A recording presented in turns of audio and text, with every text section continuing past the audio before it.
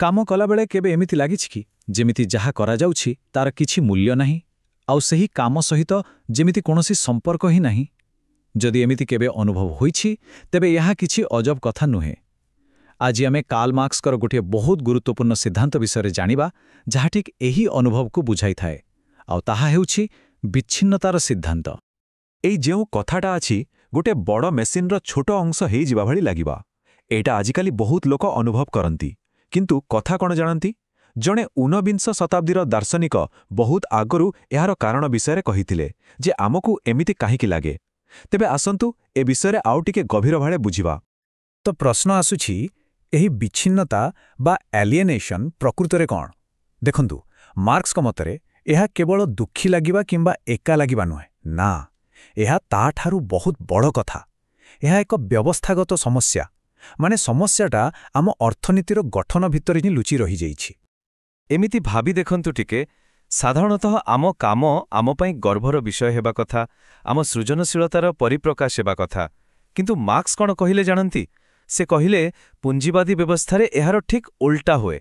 ଆମ କାମ ହିଁ ଆମ ଦୁଃଖର କାରଣ ପାଲଟିଯାଏ ଆଉ ଆମକୁ ଆମ ନିଜର ମାନବୀୟ ଗୁଣରୁ ଆମ ନିଜଠାରୁ ହିଁ ଦୂରେଇ ଦିଏ। ଏଇ କଥାଟାକୁ ଦେଖନ୍ତୁ, ଏହା ସତରେ ପୁରା ବିଷୟର ସାରାଂଶ। ଏହାର ଅର୍ଥ କ'ଣ? ଏହାର ଅର୍ଥ ହେଉଛି ଜଣେ ମଣିଷ ଯାହା ଭିତରେ ଏତେ ସୃଜନଶୀଳତା ଅଛି, ଏତେ ସମ୍ଭାବନା ଅଛି, ସେ କେବଳ ଗୋଟେ ଉପକରଣ ହୋଇଯାଏ। ତାର କାମ ହେଲା ଖାଲି ମେସିନ୍ ଚଳେଇବା ଆଉ କିଛି ନୁହେଁ। ଏମିତି ହେଲେ ସେ ନିଜର ପରିଚୟ ହିଁ ହରାଇ ବସେ। ଆଉ ମାର୍କ୍ସ କେବଳ ଏତିକି କହି ଅଟକି ଯାଇନାହାନ୍ତି। ସେ ଏହି ବିଚ୍ଛିନ୍ନତାକୁ ଆହୁରି ଭଲ ଭାବରେ ବୁଝାଇବା ପାଇଁ ଏହାକୁ 4 ଭାଗରେ ବାଣ୍ଟିଛନ୍ତି। ଏହି 4ଟି ଉପାୟରେ ଆମେ ଆମ କାମରେ ଏହି ଅଲଗାପଣକୁ ଅନୁଭବ କରୁ। ତେବେ ଚାଲନ୍ତୁ ଗୋଟି ଗୋଟି କରି ସେଗୁଡ଼ିକୁ ଦେଖିବା। ସବୁଠୁ ପ୍ରଥମେ ଆସୁଛି ଉତ୍ପାଦିତ ବସ୍ତୁରୁ ବିଚ୍ଛିନ୍ନତା।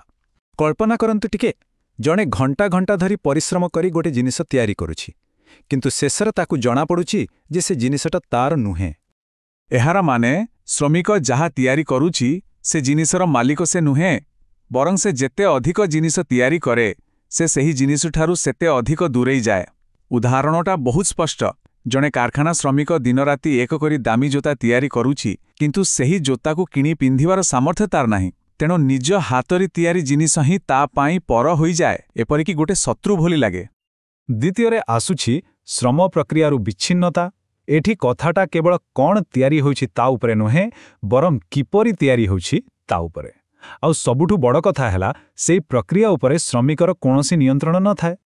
ଏଠି ପୁରା କାମଟା ନିୟନ୍ତ୍ରଣ କରେ ପୁଞ୍ଜିପତି। ଫଳରେ କାମଟା ଗୋଟେ ଯାନ୍ତ୍ରିକ କାମ ଭଳି ଲାଗେ। ବାରମ୍ବାର ସେଇ ଗୋଟିଏ କାମ କରିବାକୁ ପଡ଼େ ଯାହାର କିଛି ଅର୍ଥ ନଥାଏ। ଯେମିତିକି ଗୋଟେ ଆସେମ୍ବଲି ଲାଇନ୍ରେ କାମ କରୁଥିବା ଶ୍ରମିକ। ସେ କେବଳ ଗୋଟେ ଛୋଟ କାମ ବାରମ୍ବାର କରେ। ଏହା ଏକ ବାଧ୍ୟତାମୂଳକ କାମ, କେବଳ ମଜୁରୀ ପାଇଁ। ଏଥିରେ ନା କିଛି ଆନନ୍ଦ ଥାଏ ନା କିଛି ଆତ୍ମସନ୍ତୋଷ। ଏବେ ଆସିବା ତୃତୀୟ ପ୍ରକାର ବିଚ୍ଛିନ୍ନତାକୁ, ଯାହାକି ହେଉଛି ଅନ୍ୟ ଲୋକମାନଙ୍କଠାରୁ। ମାର୍କ୍ସଙ୍କ ମତରେ ଏହି ପୁଞ୍ଜିବାଦୀ ବ୍ୟବସ୍ଥା ଆମକୁ ଏକାଠି କରିବା ବଦଳରେ ଉଲ୍ଟା ଆମକୁ ପରସ୍ପରଠାରୁ ଦୂରେଇ ଦିଏ। କେମିତି? କାରଣ ଏଠି ମାନବୀୟ ସମ୍ପର୍କ ଜାଗାରେ ଆର୍ଥିକ ସମ୍ପର୍କ ମୁଖ୍ୟ ହୋଇଯାଏ। ଲୋକମାନେ ଚାକିରି ଓ ମଜୁରୀ ପାଇଁ ପରସ୍ପର ସହ ପ୍ରତିଯୋଗିତା କରନ୍ତି। ସହଯୋଗ ଜାଗାରେ ଆସିଯାଏ ପ୍ରତିଯୋଗିତା ଆଉ ଶତ୍ରୁତା।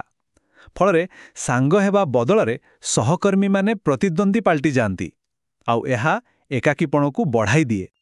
ଆଉ ଶେଷରେ ଆମେ ପହଞ୍ଚିବା ସବୁଠାରୁ ଗଭୀର ଏବଂ ସବୁଠାରୁ ବ୍ୟକ୍ତିଗତ ବିଚ୍ଛିନ୍ନତା ପାଖରେ। ତା ହେଉଛି ନିଜର ମାନବୀୟ ପ୍ରକୃତିରୁ ବିଚ୍ଛିନ୍ନତା। ମାନେ ଆମେ ପ୍ରକୃତିରେ ଯିଏ ସେଇଠୁ ହିଁ ଦୂରେଇ ଯିବା।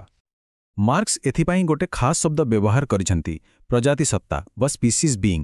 ଏହାର ଅର୍ଥ ହେଉଛି ଆମର ମୌଳିକ ମାନବୀୟ ଗୁଣ। ଆମେ ମଣିଷମାନେ ସ୍ୱଭାବତଃ ସୃଜନଶୀଳ। ଆମେ ସମାଜରେ ମିଳିମିଶି ରହିବାକୁ ଚାହୁଁ। କିନ୍ତୁ ପୁଞ୍ଜିବାଦରେ ଶ୍ରମ କେବଳ ବଞ୍ଚିବାର ଗୋଟେ ମାଧ୍ୟମ ହୋଇଯାଏ। ଯେତେବେଳେ କାମ କେବଳ ବଞ୍ଚିବା ପାଇଁ କରାଯାଏ, ସେତେବେଳେ ସୃଷ୍ଟି କରିବାର ଆନନ୍ଦ ହିଁ ମରିଯାଏ, ଆଉ ଲୋକମାନେ ନିଜର ପ୍ରକୃତ ମାନବୀୟ ସାରକୁ ହରାଇ ବସନ୍ତି। ତେବେ ଆସନ୍ତୁ ଏହାକୁ ସଂକ୍ଷେପରେ ଦେଖିବା। ପ୍ରଥମେ ଉତ୍ପାଦରୁ ବିଚ୍ଛିନ୍ନତା, ଯେଉଁଥିରେ ସନ୍ତୋଷ ମିଳେନି। ଦ୍ୱିତୀୟରେ କାମ କରିବାର ପ୍ରକ୍ରିୟାରୁ, ଯେଉଁଥିପାଇଁ କାମ ଅର୍ଥହୀନ ଲାଗେ।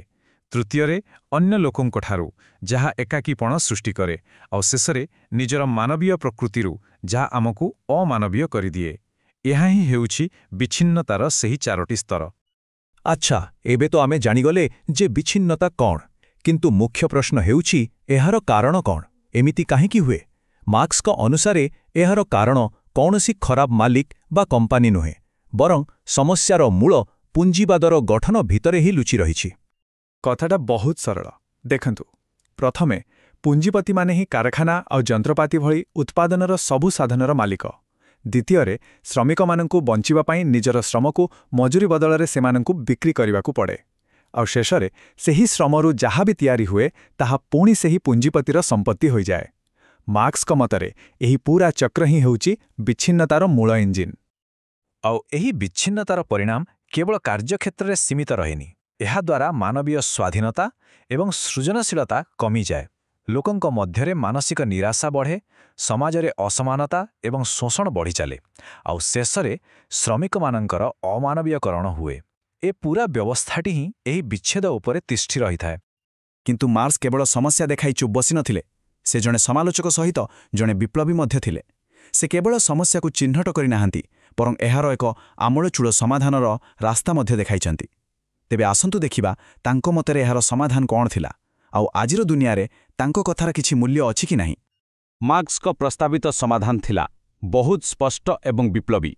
ପୁଞ୍ଜିବାଦକୁ ସମ୍ପୂର୍ଣ୍ଣ ଉଚ୍ଛେଦ କରି ଏକ ଶ୍ରେଣୀହୀନ ସାମ୍ୟବାଦୀ ସମାଜର ସ୍ଥାପନା କରିବା।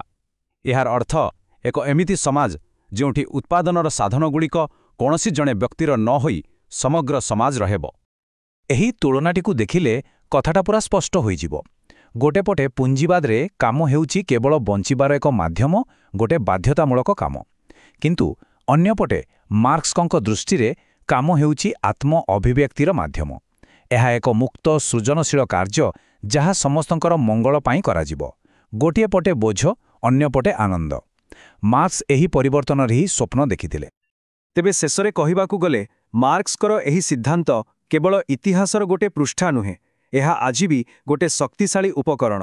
ଏହାକୁ ବ୍ୟବହାର କରି ଆମେ ବୁଝିପାରିବା ଯେ ଆମର ଅର୍ଥନୈତିକ ବ୍ୟବସ୍ଥା କେମିତି ଆମ ଚିନ୍ତାଧାରାକୁ, ଆମ ଚେତନାକୁ, ଏପରିକି ଆମ ପରିଚୟକୁ ପ୍ରଭାବିତ କରୁଛି। ଆଉ ଯିବା ଆଗରୁ ଏହି ପ୍ରଶ୍ନଟି ସମସ୍ତଙ୍କ ପାଇଁ ଛାଡ଼ି ଦେଉଛି। ଆଜିର ଦୁନିଆରେ ଯେଉଁଠି ରିମୋଟ୍ ୱାର୍କ, ଗିଗ୍ ଇକୋନୋମି ଆଉ ଅଟୋମେସନ୍ ବଢ଼ିବାରେ ଲାଗିଛି, ସେଠାରେ ଏହି ବିଚ୍ଛିନ୍ନତାର ଧାରଣା କ'ଣ ଆହୁରି ଅଧିକ ପ୍ରାସଙ୍ଗିକ ହୋଇଯାଏନି? ଏହା ନିଶ୍ଚିତ ଭାବରେ ଚିନ୍ତା କରିବାର ବିଷୟ।